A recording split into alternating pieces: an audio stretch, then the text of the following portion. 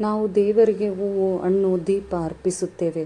ಆದರೆ ನಾಗರ ಪಂಚಮಿಯ ದಿನ ಆವಿಗೆ ಹಾಲು ಅರ್ಪಿಸಿ ಪೂಜೆ ಮಾಡುವುದೇಕೆ? ನಾಗರ ಪಂಚಮಿಯಂದು ನಾಗದೇವತೆಯನ್ನು ಪೂಜಿಸಿದರೆ ಏನು ಫಲ ಸಿಗುತ್ತದೆ? ಇದರ ಹಿಂದಿರುವ ಪೌರಾಣಿಕ ಕಥೆ ಏನು? ಮತ್ತು ನಾಗರ ಪಂಚಮಿಯ ಆಚರಣೆಯಲ್ಲಿ ನಾವು ತಿಳಿದುಕೊಳ್ಳಬೇಕಾದ ಕೆಲವು ಪ್ರಮುಖ ವಿಷಯಗಳೇನು? ಇವೆಲ್ಲವನ್ನು ತಿಳಿದುಕೊಳ್ಳೋಣ ಇಂದಿನ ಟೆಂಪಲ್ ಟಾಕ್ಸ್ ವಿಶೇಷ ಸಂಚಿಕೆಯಲ್ಲಿ. ನಮಸ್ಕಾರ. ಟೆಂಪಲ್ ಟಾಕ್ಸ್ಗೆ ನಿಮ್ಮೆಲ್ಲರಿಗೂ ಆತ್ಮೀಯ ಸ್ವಾಗತ. ಹಿಂದೂ ಧರ್ಮದಲ್ಲಿ ಪ್ರಕೃತಿಯ ಪ್ರತಿಯೊಂದು ಜೀವಿಗೂ ವಿಶೇಷ ಸ್ಥಾನವಿದೆ. ಮರ, ಗಿಡ, ನದಿ, ಪರ್ವತ, ಪ್ರಾಣಿ, ಪಕ್ಷಿ ಎಲ್ಲದರಲ್ಲೂ ದೈವತ್ವ ಕಾಣುವ ಸಂಸ್ಕೃತಿ ನಮ್ಮದು. ಅದೇ ರೀತಿ ನಾಗರ ಅವನ್ನು ಕೇವಲ ಒಂದು ಜೀವಿ ಎಂದು ನೋಡದೆ ನಾಗದೇವತೆಯ ರೂಪದಲ್ಲಿ ಪೂಜಿಸುವ ಪರಂಪರೆ ನಮ್ಮ ಹಿಂದೂ ಸಂಸ್ಕೃತಿಯಲ್ಲಿ ಬಹಳ ಹಿಂದಿನಿಂದಲೂ ಇದೆ. ಶ್ರಾವಣ ಮಾಸದ ಶುಕ್ಲ ಪಕ್ಷದ ಪಂಚಮಿಯಂದು ಆಚರಿಸುವ ಪವಿತ್ರ ಹಬ್ಬವೇ ನಾಗರ ಪಂಚಮಿ. ಈ ದಿನ ನಾಗದೇವತೆಯನ್ನು ಭಕ್ತಿಯಿಂದ ಪೂಜಿಸಿ ಕುಟುಂಬದ ಕ್ಷೇಮ, ಸಂತಾನ, ಸೌಭಾಗ್ಯ, ಆರೋಗ್ಯ ಮತ್ತು ಸಮೃದ್ಧಿಗಾಗಿ ಪ್ರಾರ್ಥಿಸಲಾಗುತ್ತದೆ. ನಾಗರ ಪಂಚಮಿ ಎಂದರೇನೆಂದು ನೋಡೋಣ. ನಾಗ ಎಂದರೆ ಸರ್ಪ ಅಥವಾ ನಾಗದೇವತೆ. ಪಂಚಮಿ ಎಂದರೆ ಚಂದ್ರಮಾನ ಮಾಸದ 5ನೇ ತಿಥಿ. ಹೀಗಾಗಿ ಪಂಚಮಿ ತಿಥಿಯಂದು ನಾಗದೇವತೆಯನ್ನು ಪೂಜಿಸುವುದರಿಂದ ಇದಕ್ಕೆ ನಾಗರ ಪಂಚಮಿ ಎಂಬ ಹೆಸರು ಬಂದಿದೆ. ಕರ್ನಾಟಕ ಸೇರಿದಂತೆ ಭಾರತದ ಹಲವು ಭಾಗಗಳಲ್ಲಿ ನಾಗರ ಪಂಚಮಿಯನ್ನು ವಿಶೇಷ ಭಕ್ತಿಯಿಂದ ಆಚರಿಸಲಾಗುತ್ತದೆ. ಕೆಲವೆಡೆ ನಾಗಬನಗಳಲ್ಲಿ, ನಾಗದೇವತೆಯ ದೇವಸ್ಥಾನಗಳಲ್ಲಿ ಅಥವಾ ಮನೆಯಲ್ಲಿರುವ ನಾಗಶಿಲೆಗಳಿಗೆ ಪೂಜೆ ಸಲ್ಲಿಸಲಾಗುತ್ತದೆ. ಮಹಿಳೆಯರು ವಿಶೇಷವಾಗಿ ಈ ದಿನ ವ್ರತ, ಪೂಜೆ ಮತ್ತು ನೈವೇದ್ಯಗಳನ್ನು ಸಲ್ಲಿಸುವ ಸಂಪ್ರದಾಯವೂ ಇದೆ. ನಾಗದೇವತೆಗೆ ಹಿಂದೂ ಧರ್ಮದಲ್ಲಿ ಇಷ್ಟು ಮಹತ್ವ ಏಕೆ? ನಮ್ಮ ಪುರಾಣಗಳಲ್ಲಿ ನಾಗರು ಕೇವಲ ಸರ್ಪಗಳಲ್ಲ. ಶೇಷನಾಗ, ವಾಸುಕಿ, ತಕ್ಷಕ, ಕಾರ್ಕೋಟಕ ಮುಂತಾದ ಅನೇಕ ನಾಗರ ಉಲ್ಲೇಖಗಳು ಪುರಾಣಗಳಲ್ಲಿ ಕಂಡುಬರುತ್ತವೆ. ಶ್ರೀಮನ್ನಾರಾಯಣನು ಶೇಷನಾಗನ ಮೇಲೆ ಶಯನಿಸಿರುವ ರೂಪದಲ್ಲಿ ಕಾಣಿಸಿಕೊಳ್ಳುತ್ತಾನೆ. ಪರಮಶಿವನು ಕಂಠವನ್ನು ಅಲಂಕರಿಸಿರುವ ನಾಗನು ಶಿವನೊಂದಿಗೆ ಅವಿನಾಭಾವ ಸಂಬಂಧ ಹೊಂದಿದ್ದಾನೆ. ಸಮುದ್ರ ಮಂಥನದ ಸಂದರ್ಭದಲ್ಲಿ ವಾಸುಕಿಯನ್ನು ಹಗ್ಗವಾಗಿ ಬಳಸಲಾಯಿತು ಎಂಬ ಪ್ರಸಿದ್ಧ ಪೌರಾಣಿಕ ಕಥೆಯು ನಮಗೆ ತಿಳಿದಿದೆ. ಹೀಗಾಗಿ ನಾಗರು ನಮ್ಮ ಪುರಾಣಗಳಲ್ಲಿ ವಿಶೇಷ ಸ್ಥಾನವನ್ನು ಪಡೆದಿದ್ದಾರೆ. ನಾಗರ ಪಂಚಮಿಯ ಪೌರಾಣಿಕ ಹಿನ್ನೆಲೆ. ನಾಗರ ಪಂಚಮಿಗೆ ಸಂಬಂಧಿಸಿದಂತೆ ಹಲವು ಪೌರಾಣಿಕ ಕಥೆಗಳು ಪ್ರಚಲಿತದಲ್ಲಿವೆ. ಅವುಗಳಲ್ಲಿ ಪ್ರಮುಖವಾದದ್ದು ಜನಮೇಜಯನ ಸರ್ಪಯಾಗದ ಕಥೆ.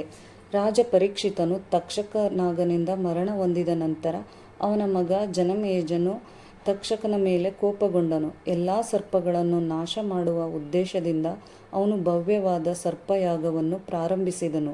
ಯಜ್ಞದ ಶಕ್ತಿಯಿಂದ ಅನೇಕ ಸರ್ಪಗಳು ಅಗ್ನಿಗೆ ಬೀಳತೊಡಗಿದವು. ಆ ಸಂದರ್ಭದಲ್ಲಿ ಆಸ್ತಿಕ ಮಹರ್ಷಿಯು ಅಲ್ಲಿಗೆ ಬಂದು ಜನಮೇಜಯನನ್ನು ಸಮಾಧಾನಪಡಿಸಿ ಸರ್ಪಯಾಗವನ್ನು ನಿಲ್ಲಿಸುವಂತೆ ಮಾಡಿದನು. ಹೀಗೆ ಅನೇಕ ನಾಗಗಳ ಜೀವ ಉಳಿಯಿತು ಎಂಬುದು ಪೌರಾಣಿಕ ಪರಂಪರೆಯಲ್ಲಿ ಹೇಳಲಾಗುತ್ತದೆ. ನಾಗರ ಪಂಚಮಿಯ ಆಚರಣೆಯೊಂದಿಗೆ ಈ ಕಥೆಯನ್ನು ಕೆಲವೆಡೆ ಸಂಬಂಧಿಸಿ ನೋಡಲಾಗುತ್ತದೆ. ಈ ಕಥೆ ನಮಗೆ ಒಂದು ಮಹತ್ವದ ಸಂದೇಶವನ್ನು ನೀಡುತ್ತದೆ. ಕೋಪ ಮತ್ತು ಪ್ರತೀಕಾರಕ್ಕಿಂತ ಕ್ಷಮೆ ಮತ್ತು ಕರುಣೆ ಶ್ರೇಷ್ಠ ಎಂಬುದು. ನಾಗರ ಪಂಚಮಿಯಂದು ನಾಗಪೂಜೆ ಮಾಡುವುದೇಕೆ? ನಾಗಪೂಜೆಯ ಹಿಂದೆ ಧಾರ್ಮಿಕ ನಂಬಿಕೆಯ ಜೊತೆಗೆ ಪ್ರಕೃತಿಯ ಬಗ್ಗೆ ಗೌರವವೂ ಅಡಗಿದೆ. ಹಾವುಗಳು ಪ್ರಕೃತಿಯ ಪರಿಸರ ವ್ಯವಸ್ಥೆಯಲ್ಲಿ ಪ್ರಮುಖ ಪಾತ್ರ ವಹಿಸುತ್ತವೆ.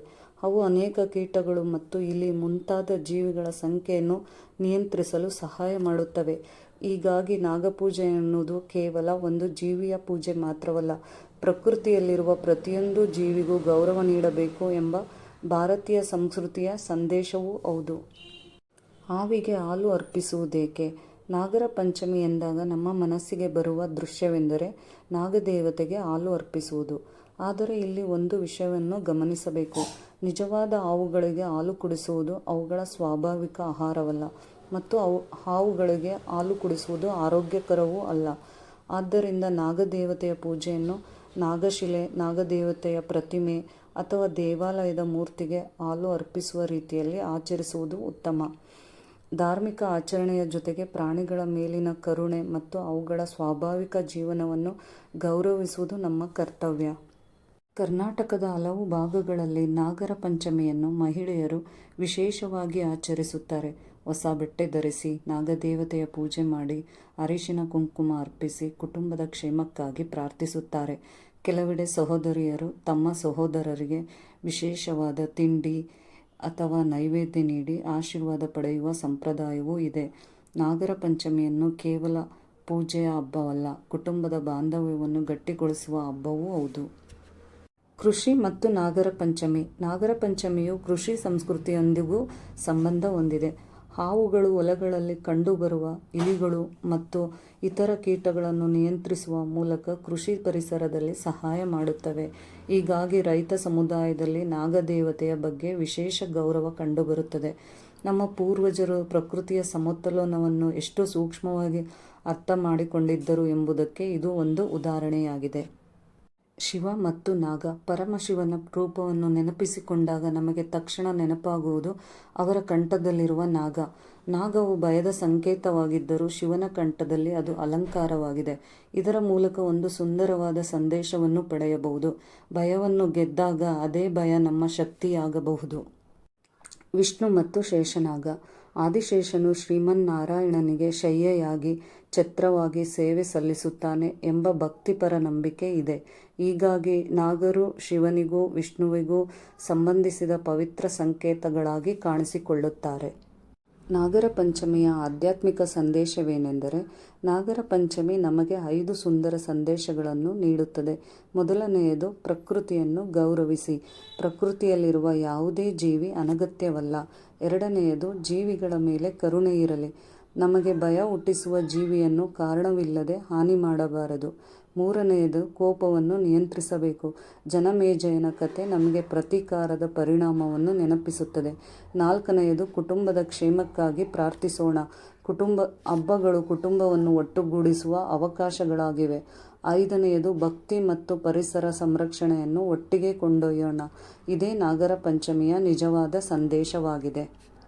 ನಾಗದೇವತೆಯ ಕೃಪೆ ನಿಮ್ಮ ಮತ್ತು ನಿಮ್ಮ ಕುಟುಂಬದ ಮೇಲೆ ಸದಾ ಇರಲಿ. ಓಂ ನಾಗದೇವತಾಯ ನಮಃ. ಇಂತಹ ನಮ್ಮ ಸಂಸ್ಕೃತಿ, ಸಂಪ್ರದಾಯ ಮತ್ತು ದೇವಾಲಯಗಳ ಮಹತ್ವವನ್ನು ತಿಳಿಸುವ ಇನ್ನಷ್ಟು ಮಾಹಿತಿಗಾಗಿ ಟೆಂಪಲ್ ಟಾಕ್ಸ್ ಚಾನಲನ್ನು ಸಬ್ಸ್ಕ್ರೈಬ್ ಮಾಡಿ. ವಿಡಿಯೋ ಇಷ್ಟವಾದರೆ ಲೈಕ್ ಮಾಡಿ, ನಿಮ್ಮ ಕುಟುಂಬ ಮತ್ತು ಸ್ನೇಹಿತರೊಂದಿಗೆ ಶೇರ್ ಮಾಡಿ. ಮತ್ತೊಂದು ಆಧ್ಯಾತ್ಮಿಕ ವಿಷಯದೊಂದಿಗೆ ಮತ್ತೆ ಭೇಟಿಯಾಗೋಣ. ಧನ್ಯವಾದಗಳು. ನಮಸ್ಕಾರ.